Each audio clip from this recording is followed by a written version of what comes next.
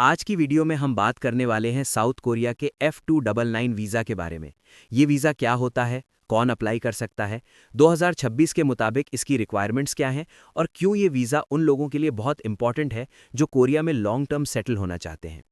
सबसे पहले सिंपल लफ्ज़ों में समझ लें कि F299 वीज़ा एक लॉन्ग टर्म रेजिडेंस कैटेगरी है जो उन फॉरेन वर्कर्स को दिया जाता है जो कोरिया में काफ़ी अरसे से लीगल तरीके से रह रहे होते हैं और स्टेबल इनकम और क्लीन रिकॉर्ड मेंटेन कर चुके होते हैं। ये वीज़ा असल में एक ब्रिज होता है टेम्परेरी वर्क वीज़ा से परमानेंट रेजिडेंस की तरफ। यानी अगर आपने कोरिया में मेहनत की है, टैक्स दिया है और अपना रिकॉर्ड साफ रखा है तो आप F299 के जरिए अपनी स्टे को ज़्यादा सिक्योर बना सकते हैं। आमतौर पर यह वीज़ा उन लोगों के लिए होता है जो E9, E7, H2 या कुछ दूसरी वर्क कैटेगरीज पर कोरिया में मल्टीपल साल कंप्लीट कर चुके होते हैं और उनकी टोटल लीगल स्टे एक स्पेसिफिक पीरियड से ज़्यादा होती है जो नॉर्मली कई सालों पर मुश्तमिल होती है। 2026 के मुताबिक सबसे इंपॉर्टेंट चीज़ कंटिन्यूअस लीगल स्टे और स्टेबल इनकम है।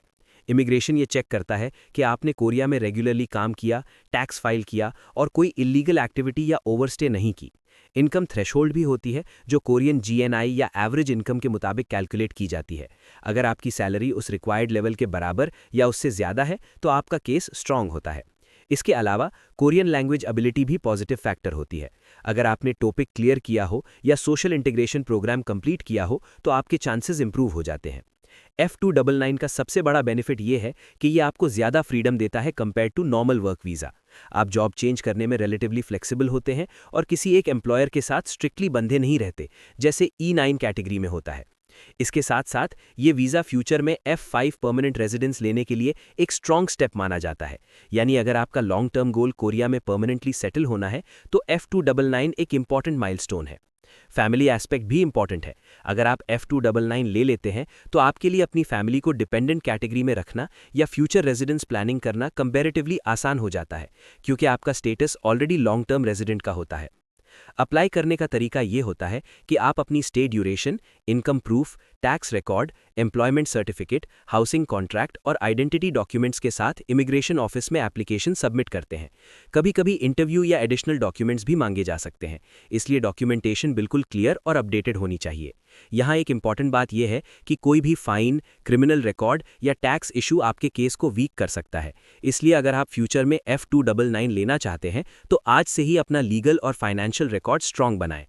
बहुत से लोग कंफ्यूज होते हैं कि क्या ये परमानेंट रेजिडेंस है, तो याद रखें F299 खुद परमानेंट रेजिडेंस नहीं है, लेकिन परमानेंट रेजिडेंस की तरफ एक स्ट्रांग और रियलिस्टिक स्टेप है जो आपको ज़्यादा सिक्योरिटी और फ्लेक्सिबिलिटी देता है।